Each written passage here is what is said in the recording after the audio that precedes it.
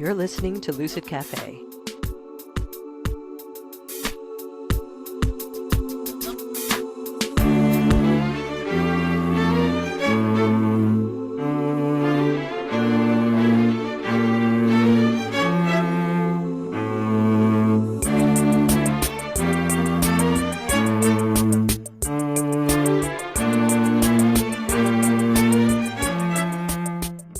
Hi, I'm Wendy Halley. Thanks for joining me for another episode of Lucid Cafe, a podcast exploring healing, consciousness, and the complexities of being human. Before we get to today's guest, are you ready to take your spiritual journey to the next level? Unlock new pathways of healing and personal growth with the Magical Path Workbook. This experiential workbook offers unique conscious streaming exercises that will teach you how to become your own shaman. Plus, it comes with 2 audio tracks to help you safely and easily enter a visionary state to do the otherworldly exercises in the book. Get ready for an unforgettable journey of self-discovery by starting your own personal shamanic practice. The Magical Path Workbook is available on Amazon and at the shop on my website, lucidpathwellness.com. Links can be found in the show notes. All right. Today's episode can definitely be filed under thought-provoking. When my guest, Ed Cohen, was 13, he was diagnosed with Crohn's disease, a chronic, incurable condition that nearly killed him in his early 20s. When he was diagnosed, his doctors told him that the best he could hope for was periods of remission. Unfortunately, they never mentioned healing as a possibility.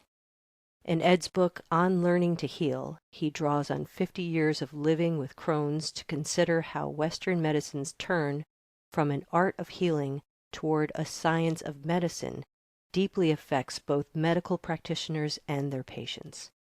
He demonstrates that although medicine can now offer many seemingly miraculous therapies, it's not and has never been the only way to enhance healing. Exploring his own path to healing, he argues that learning to heal requires us to desire and value healing as a vital possibility. Ed Cohen has a PhD in modern thought from Stanford, and for the last 3 decades has been an award-winning professor of women's, gender, and sexuality studies at Rutgers University. Please enjoy my conversation with Ed Cohen. Ed, thanks so much for coming on the show and chatting with me. Oh, well, thanks for having me. Absolutely. So I am really intrigued by your new book, On Learning to Heal, or What Medicine Doesn't Know. It's a great title. Oh, thanks.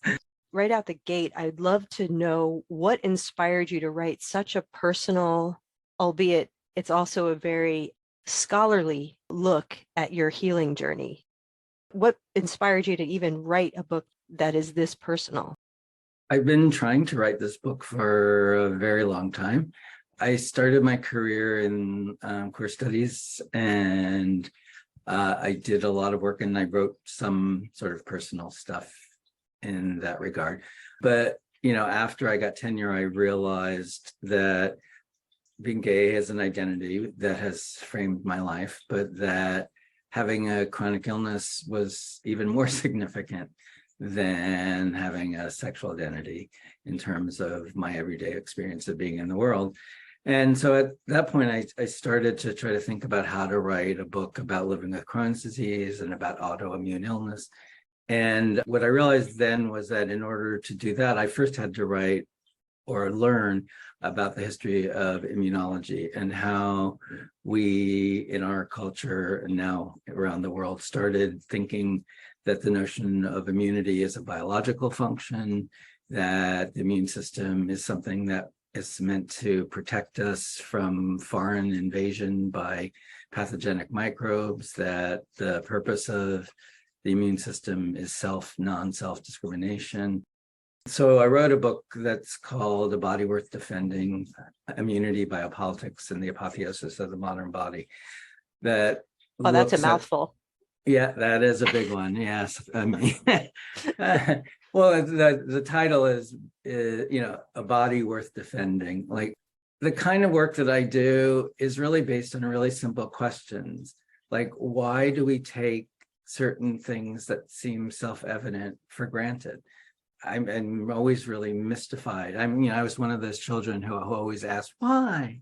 So my first book was about, well, why did we imagine that all of the possibilities of male sexuality could be situated somewhere between the poles of heterosexual and homosexual? Like, as if all of the permutations of human experience were somehow situated on a linear axis, and that there were two poles between which everything could somehow be plotted. I mean, that didn't make any sense to me. And so I wrote a whole book about how that came to be. Immunity, for most of its history, for 2,500 years, was exclusively a legal and political concept. It came from the Roman Empire. It was the way in which the Roman Empire established its hegemony outside of its little locus in central Italy. It was a hugely important concept in the history of Europe because it was the way that the church and monarchs negotiated their relative spheres of power.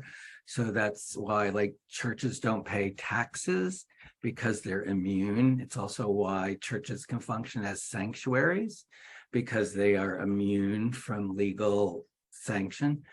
So immunity is a really important, really complicated legal concept. It had no biological meaning whatsoever. It would not have made sense, because until the end of the 19th century, most of medicine was organized around a system of humoral balances and imbalances. So there were certain four humors, and you were part of the environment. And so the idea that you could be somehow immune from the world that you lived in, it didn't make any sense. It was only after germ theory was invented in the 1880s that a problem arose, which is that if germs, bacteria, they didn't know about viruses, they were too small. If germs are potentially pathogenic, and if they're ubiquitous, then why aren't we sick all the time? Or why are we even alive? They needed a concept that somehow explained that. And a Russian zoologist named Elie Metchnikov came up with the answer. He did a very famous experiment, which, and the experiment now seems so simple, but he took a starfish larva, which is kind of transparent, and he put it under a microscope, and he stuck a rose thorn in it.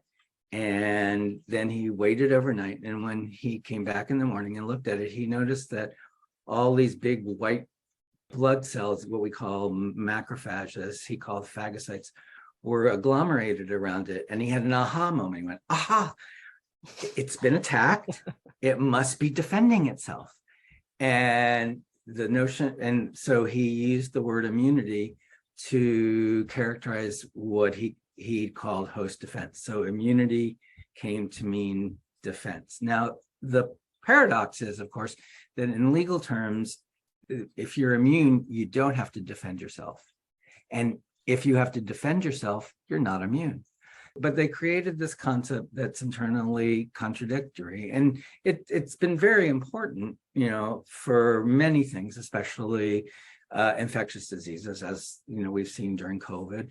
I mean, so much of the discussion has been precisely in these terms. COVID, the SARS-CoV-2 virus is the enemy. It's a war that we're fighting. We're looking for weapons and the entire idea that medicine was a kind of military maneuver.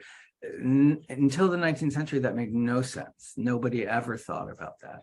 I'm the kind of person who was like, well, why? Like, healing had been the central value of medicine since medicine was invented in the 4th century BCE.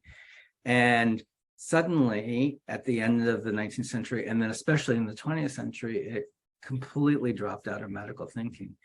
And the reason that I wanted to know why medicine dropped out of healing was because I personally had a really radical and unexpected healing experience. I was diagnosed with Crohn's disease when I was 13 years old. Crohn's is an autoimmune illness, and there's no cure for it. The doctors that I worked with very closely for 10 years when I was intensely medicalized talked to me about symptom and pain management. That was their framework, and unfortunately, it never really worked that well. And then when I was 23, I had a really acute episode in which I had a massive bleed out and I almost died. And then I didn't. And when I was in the hospital, I spontaneously started going into trances, which was nothing in my experience had ever prepared me for. I come from a radical atheist family. My mother was a communist. My father's a physical chemist. Matter was all that mattered for us. And suddenly there I was taking light and wrapping it around, my incisions and going into like some light-filled space of that where there was no pain. And of course I was on a lot of drugs, so that helped. Well, were you initiating those visionary experiences? Like, were you, I guess, at the helm of them, or were they happening to you kind of spontaneously? The space, it was almost like I would be listening to music and the space would open up and then I could see light and I could somehow manipulate it so that I could take it and put it around. I had a small bowel resection. So, and I also had I had massive liver stuff. So I would take it and just wrap it around the parts that were in pain. I was like purely pain management in my mind. I wasn't thinking about what I was doing. That's what I was wondering. Yeah. Okay. No, like, I had no idea. Intention, like, oh, I'm going to use this light to reduce my pain. It's just, oh, we're here, so let's give it a shot. Okay, that's what it sounds like. All right. No, it's completely, and I had nothing in my background ever gave me any intimation. And besides, I mean, in more than that, I mean, like I was in California, everything around me was all about the new age, whatever. And I was like, oh, really, I hear you. Yeah. But yeah, no, I did something. I don't know what it was. And it seemed to work because when I left the hospital, in my exit interview with my surgeon, he said to me, "You're the sickest person I've operated on in 5 years who's still alive. And I don't know how you got better so quickly." That was a real wake up for me, both because it made me actually have to confront how sick I'd been, which I kind of was in denial about. But it also made me really wonder, well, like, what did happen? Right. And also, like, why didn't my doctor know anything about it? Like, what was that about?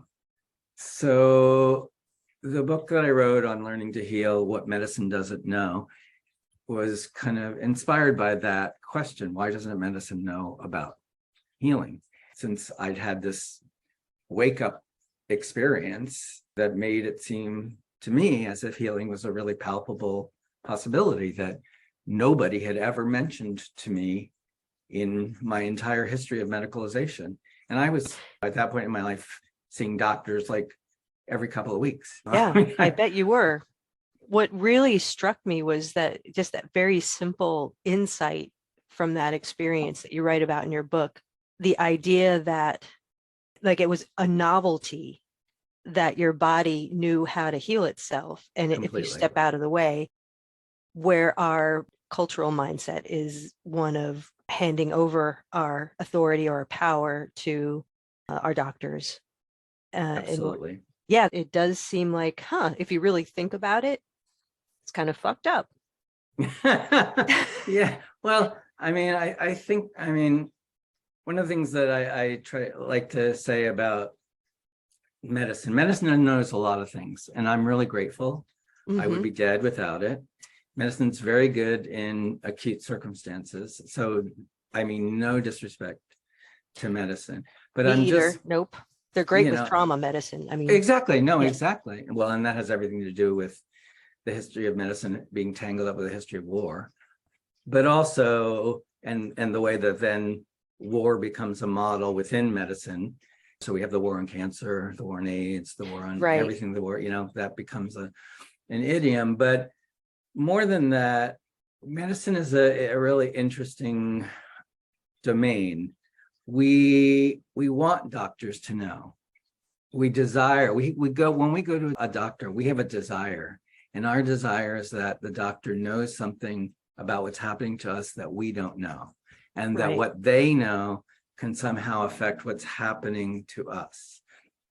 And we bring that desire to them, and therefore, in a way, we attribute to them certain healing capacities that actually, at best, they can support and encourage, but that those capacities are intrinsically our own. They are our physiological, I'm going to say, birthright.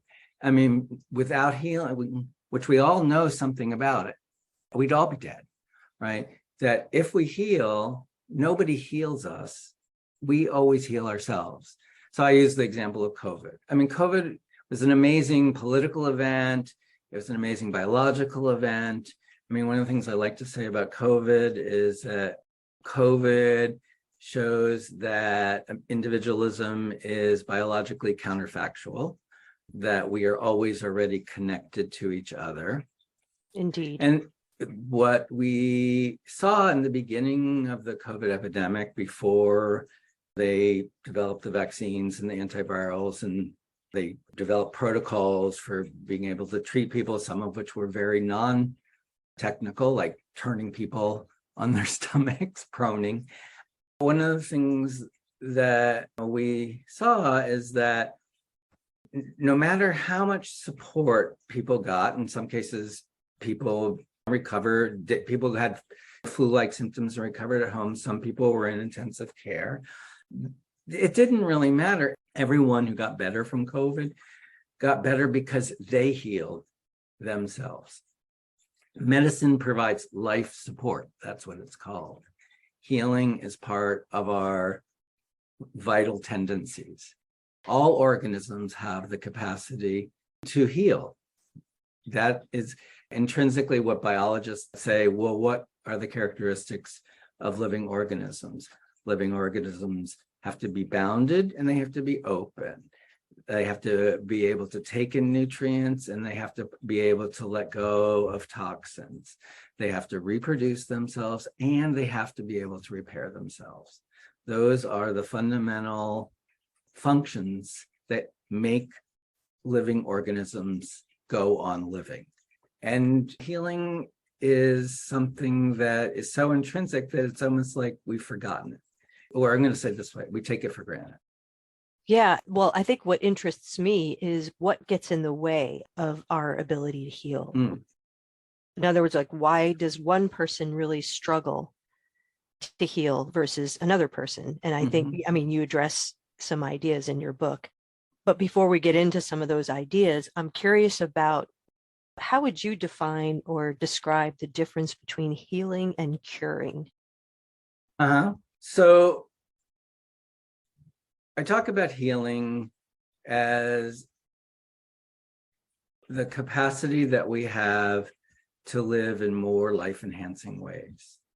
And, you know, as living organisms, we have a capacity to affect the quality of our lives and the conditions in which we live.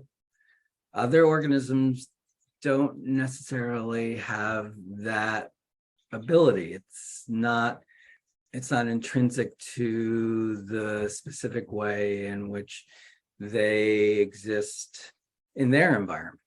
So healing can mean a lot of things. Healing doesn't mean you're not going to die. Healing doesn't mean you're not going to have any symptoms, right? Healing is about thinking about the qualities that are important to you, the vitality that you have as a living being, and the qualities that you want to manifest in your life according to whoever you are. And that, as you say, is different for all of us. Healing means something different, something new, all the time. And that's so one of the reasons I wrote a book that's called On Learning to Heal is because I think healing is always a matter of learning. Like, you never heal the same way twice. That healing is an ongoing process, and as circumstances change, what we do, what to support and encourage healing also changes. Curing is a completely different thing. Curing is a fantasy, really, or it's aspirational. Curing is the idea that somehow you can negate a set of symptoms that had emerged in your life that somehow impeded your ability to do the things that you wanted to do. In our culture, mostly that means being productive, getting back to work, right? And that as if you could go back to the way things were before you experienced any kind of illness. Well, the thing about life is there's no going back, right? If you have an illness, or if you experience an illness, illness is an experience by definition.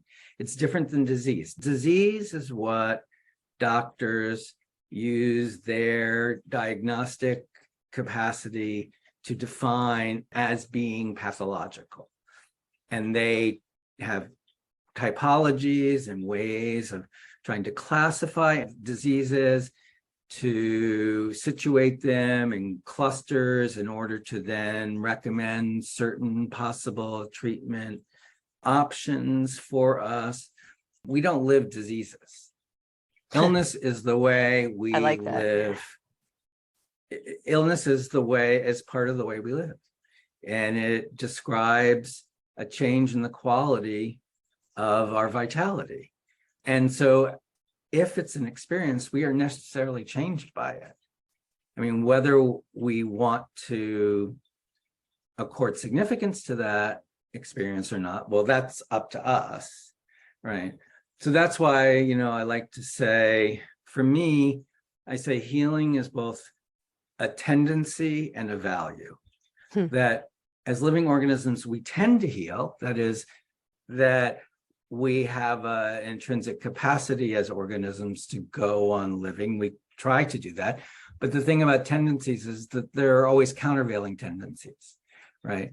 We could live in toxic environments. We could live in toxic families. There are a lot of we live within a lot of tendencies. Capitalism it's complicated. I mean, there's a lot in our world that mitigates against the capacity to heal. And yet, the possibility of healing persists. And the question is well, how could we live such that we could support and encourage this possibility, which we all rely on all the time? I mean, even, you cut your finger. You don't will your finger to get better. It happens. Or your body gets to work healing it. Exactly. And, or the examples that I like to talk about too are, for example, oncology. So medicine, if you are diagnosed with any of a vast number of metastatic conditions, oncology has basically three things that it can do: poison you, it can slash you, and it can burn you. Right? They can give you chemotherapy, they can cut you open, and they can radiate you. And sometimes all three. And all of those are highly aggressive, and you can die from the treatment. From the treatment, yeah. As well as from the condition that is being treated. That people don't die, which happens frequently enough that medicine feels comfortable in utilizing these resources. And again, we're very lucky that they do. If you're diagnosed with such things, that's great. But what medicine assumes is that we have a capacity to recover from those assaults that it inflicts in the service of trying to treat us. And all I would say is well, what would it be like if medicine had more regard for thinking about how to support that process? I mean, it's not unknown to medicine because now we have what's called complementary cancer care, right? And I like that. I mean, that phrase, besides that it's alliterative, comprehensive cancer care, it suggests that there's something more. There's something more that could be there to supplement. And why do those supplements work? Why are they support?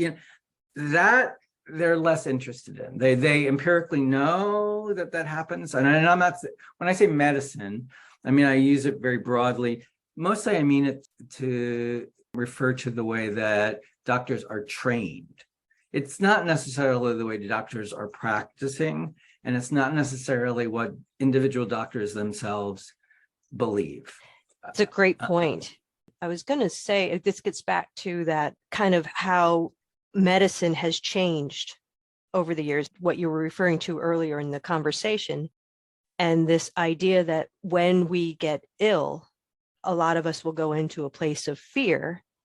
And then the cultural conditioning is that we will give our power over to the physicians because they are trained. The culture, my understanding of allopathic training is that we are experts. Maybe we specialize in a certain type of medicine, or we're a generalist or whatever, but you're going into that relationship with the power differential. And just a quick story. I think I told this story before in another episode. My mom was diagnosed with cancer when she was young. She was 43. And she lived for 2 years, which is how long they gave her. She died when she was 45. And her oncologist, she did that very thing. She had all of her hope and sort of gave it all to him, her oncologist, to cure her, not to heal her, but to cure her. She even bought him artwork to to sort of win his favor. So I think she wanted to she wanted to get special treatment or something, but it really highlighted to me that sort of differential. I wonder if it, from a philosophical standpoint, if part of how allopathic medicine, and maybe just how medicine has evolved into what it is now, is based on, and I bring this up a lot, I'm sorry, folks, the cultural worldview of colonial mind, that idea of manipulating your environment to make it the way you need it to be, to dominate a situation, as opposed to indigenous mind, which is about relationship. It's about being in relationship with the environment, your community, yourself, your body, and then from there. But anyway, that seems to be what, to me, is missing, is that relationship piece. Do you have any thoughts about that? That that power differential kind of creates the lack of, let's have a relationship, try to work on this and see what makes sense based on who you are. Yeah, no, absolutely. I have many ideas. And that's why knowing something about the history of medicine, it does help. So medicine, as medicine first emerged in the 4th century BCE in Greece, it differentiated itself from other kinds of healing practices which existed at the time, some of which were shamanistic, some of which were spiritual, some of which were herbalists, some of which, I mean, there were many. Every culture and every tradition has different kinds of practices. The way that medicine differentiated itself and created itself as medicine, like the root med in medicine means to govern, to judge, and then subsequently it means to cure. So medicine has always constituted itself as a governing discourse. The role of the physician has always been to influence our conduct, right? And the main resource that medicine introduced, which it still relies on, is called diagnosis. Diagnosis means by way of knowledge. Gnosis means knowledge, like the Gnostics. Right. And the doctor was the one who was supposed to know. Now, the framing, I'm drawing on the framing of a French psychoanalyst, Jacques Lacan, who himself was trained as a doctor, and he refers to therapists, to psychoanalysts, as sujets supposés savoir. The subjects were supposed to know. And that works two ways. From the patient side, we suppose that the doctor knows something that we don't know about ourselves, and we hope that they'll tell us something. But from their side, and it's a lot of pressure on them, they're supposed to know. I know. Right? It's a tremendous amount of pressure. Yeah. Yeah. So the power differential is intrinsic in the practice of medicine, because medicine from its inception has been about organizing the way we live our lives. So for 2,000 years, the main resource that medicine had was, it was called regimen or dietetics. It was basically organizing how you lived your life. Did you get enough exercise? What were you eating? Did you get enough sleep? That is what doctors did. And for 2,000 years, medicine was humoral. The humors were composed of the elements: earth, water, fire, air. They were modulated by the qualities: hot, cold, wet, dry. There were 4 humors. There was yellow bile, black bile, blood, and phlegm. And the balances and imbalances among them were what caused health and illness. Medicine was environmental. Did you live in a damp environment? Did you live in a dry environment? Was there a lot of wind? Was it too cold? So the idea that an organism was separate from its environment, that was a completely new idea. It was invented by a person named Claude Bernard, who was a very, very famous, very important experimental physiologist in the 19th century.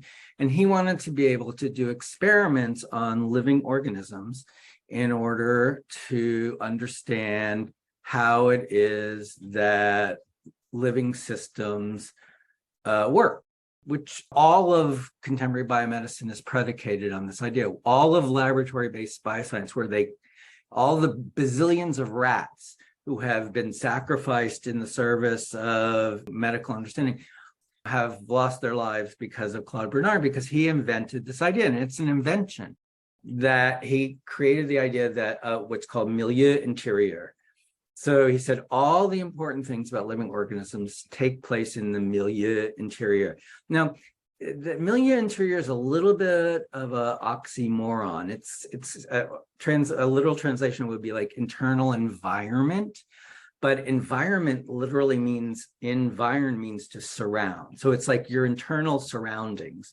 And then there's the milieu exterieur, like the external surroundings. And the milieu interieur is what people look at in laboratories. It's as if they create an artifact out of a living organism. There's still separation. It's necessary, because in order for them to do scientific experiments, they need a closed system. You can only do experiments on closed systems, and no living organism, insofar as it is alive, is closed. He came up with that in the middle of the 19th century. So he was definitely he was a conservative person. He definitely aligned his scientific understanding with ideas of individualism as being the way that humans should be. He was promoted by Louis Napoleon, who was the French emperor at the time.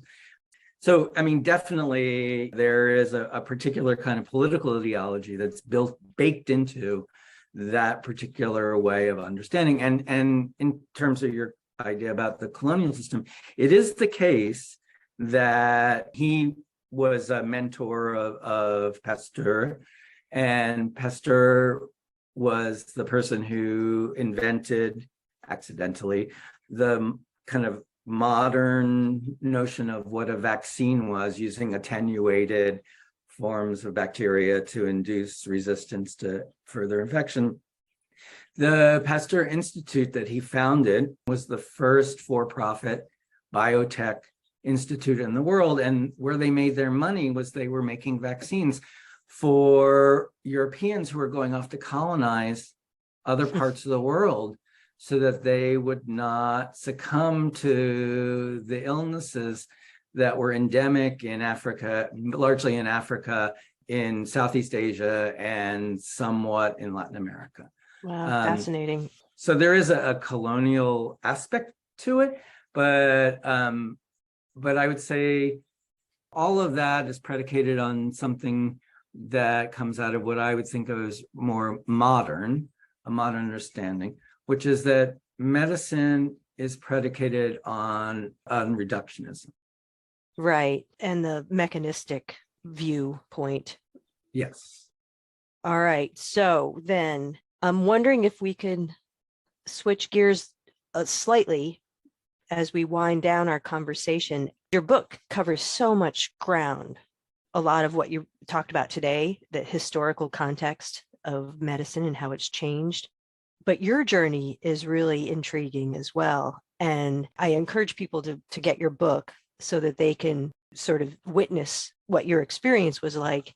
But I'm wondering if you can talk a little bit about how this whole process changed you, because you talked about how healing can change a person or not, but you put some elbow grease into this process. So I'm curious about if you don't mind sharing how your healing journey changed you. Oh, yes, absolutely. In order to write this book on learning to heal what medicine doesn't know, I had to figure out what I didn't know. So the book is structured around my learning curve, which was huge. As I say, I went from a completely materialistic, reductivist, communist, atheist family worldview to having a radical experience that was so unanticipated that it just blew my mind. And I then had an experience after I got out of the hospital that I've been on drugs and stuff. I had trips but I had an experience of walking in the woods and all of a sudden just feeling as if from the roots of the trees up all around me, something was telling me that I really needed to learn how to live otherwise if I didn't want to keep going through these experiences of acute and maybe near death again, which I really didn't. It was not fun. Yeah, imagine not. And and it was like once I took that in, it was amazing. All of a sudden, I was open to, or I'm going to use the word led, though I don't know what that means exactly. But I encountered teachers who I would not have necessarily paid any attention to prior to this, but because I was in need, I was open to them. And the people that I worked with were amazing. So I'll name Rachel Remen, who is one of the most amazing healers. She herself is a doctor who has Crohn's disease, and she founded Commonweal, which is a comprehensive cancer care institute in Northern California. She introduced a course called The Healer's Art, which is taught in medical schools all over the world. And at the time, she was a 40-something physician who had just quit her practice as an endocrinological pediatrician at Stanford Hospital when the tension between her own experience of illness and her medical practice got to be too great. And so she practiced on this houseboat in Sausalito. And she really inspired me to understand that there was way more available to me than I imagined, and that in order for me to access those possibilities, all I had to do was really expand my imagination. That what she suggested was that I was holding myself too small, that when I was thinking in purely materialistic terms about who I was, it's not to say materialism isn't important or reductivism isn't important, but it's a constraining framework, and that there are many things that are not explicable in those terms, and yet nonetheless can be incredibly important. And once I had that insight, then it was like suddenly all these things open to me that I never would have imagined before. And that was almost 40 years ago now, and I've been pursuing many different kinds of modalities of healing and learning. And I keep emphasizing this idea of like healing as learning, because it really, in a way, there seems to me a really important relationship between desiring to heal and being willing to learn.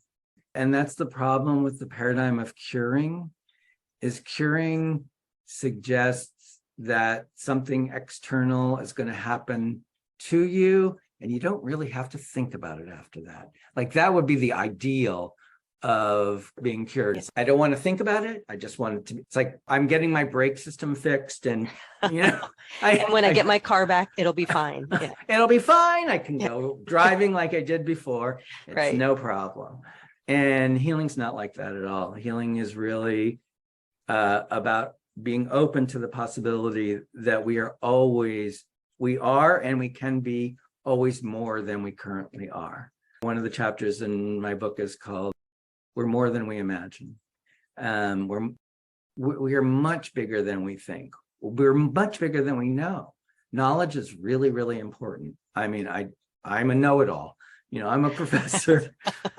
This is my stock and trade. I'm not dissing knowledge by any means, but we are more than we know. Mm. So the importance of experience, right? Having direct experience, it seems like that was a big part of your journey, and those direct experiences went in different directions, but I imagine they left a mark. Absolutely. And, one of the most fundamental aspects of any experience is that experience always situates us in a world. When we have experiences, we are at a certain level manifesting the fact that we are connected to not just to other people or to our community, but that we are part of a biosystem, we are part of a planet, right? I mean, I always use the word complicated. I like the word complicated a lot. Etymologically, it means, the root pli means fold.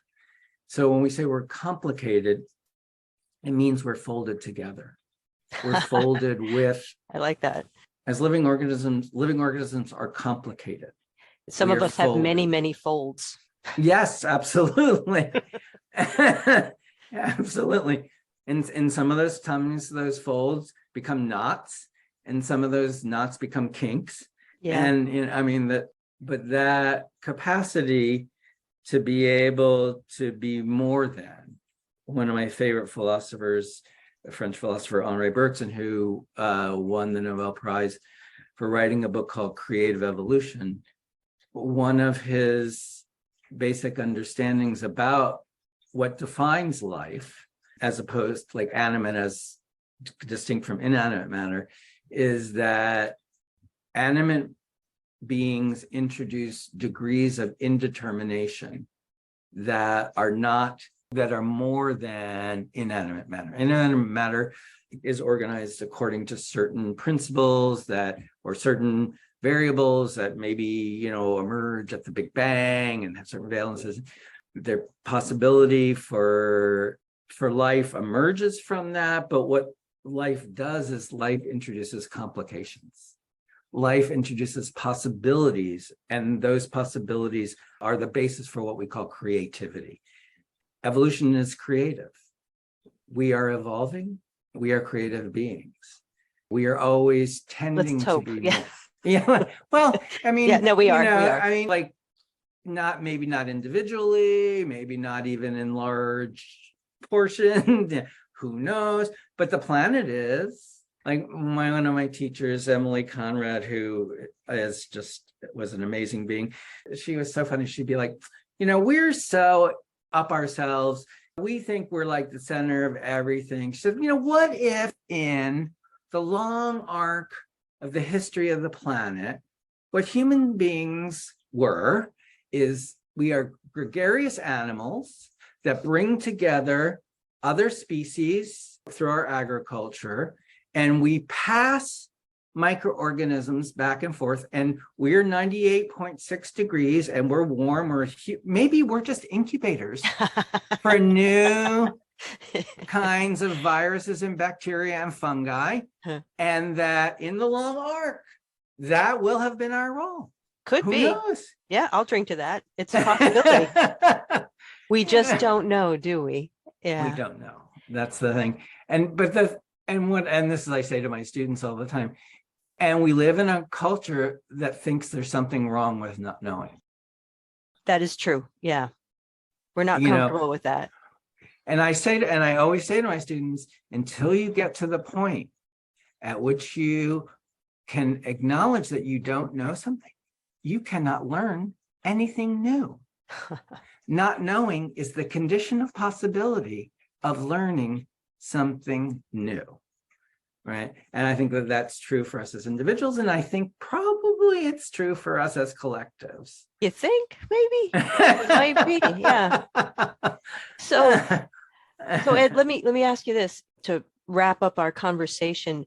What would you suggest to folks who might be listening who are struggling with chronic illness right now? I know you're not suggesting following a certain path, but what would you suggest as far as moving forward and learning to heal? We're all really different. And what chronic illnesses are for each of us is not the same. But if it's at all possible to just entertain the notion that there might be something to learn from the experience that you have been given, that as painful as it might be, or as restrictive as it might be, or as debilitating as it might be, all of those things can be absolutely true. And yet there can be something more. There might be. So, I mean, what I try to do in my practice, healing counsel, is to try to help people reframe their experiences of living with illness, to move away from the terms that medicine gives them, to think about what's happening to them, and to try to ask people to consider in relationship to the ways that they want to live and the values that they believe in, to see if there is some way that something in their experience is leading them to be more of themselves through whatever kind of difficult circumstances. You know, pain is not necessarily a sign that we need to run away from. Sometimes pain is calling our attention to something that really needs to be changed. And I'm not saying that that's true for all illnesses. I'm not saying that's true for all people. But for some people, just planting that seed allows for new opportunities to present themselves. I mean, that's what I can say from my story. I would never have believed. I mean, that's why it took me a long time to write this book, because I was like, who am I? How can I say, what do I know? I'm just like a little like schmuck. But I in the end, I'm like, okay, if I could learn this, given where I come from, anybody can learn this. I get that now. I get that, having talked to you and read your book. So then, are you working actively with people with chronic illness in this way? Yes. Remind me of the name of the organization that you created. So my practice is called Healing Counsel, healingcounsel.com. And if you go online, you can see my lovely website, and there are great pictures of me in my garden, and I have long explanations of my experience and my philosophy and the way that I work with people. Mostly I work with people through conversation. Conversation's another one of those. I love etymologies. Conversation means to turn together. Good conversation is an experience in which all of the people who are conversing are turned in the process. But I also draw on a huge range of things, practices that I've learned, primarily body-based practices, psychotherapeutic practices, guided imagery, really to try to help people expand the frameworks within which they are able to hold their own experience. Because it's my fundamental belief that, and I do believe this for everyone, is that we are all bigger than we hold ourselves. We all have the capacity to grow, and we have the capacity to keep growing even to the point at which we die. And sometimes our deaths are growth experiences. Let's hope. Yes, absolutely. And yeah, that could be a very good reason why we're here on this crazy, beautiful planet, is to grow and have these experiences. Exactly. Not easy. No. It's complicated.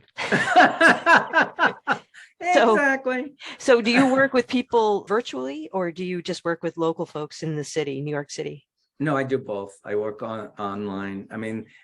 One of the benefits of COVID is we've all gotten much better at being able to do these online encounters. And I prefer obviously working with people in person. There's something about the field experience. Absolutely, yeah. When we're actually sitting together.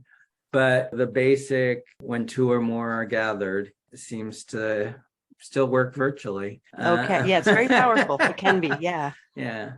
So now I work with people both in person and virtually. So if you're elsewhere, check out my website. If you're in New York City, I'm in Brooklyn. Okay. And I'm happy to see people. All right. So Ed, I want to thank you and your very large brain for coming and chatting with me. Well, thank you for having me. It's been a great pleasure.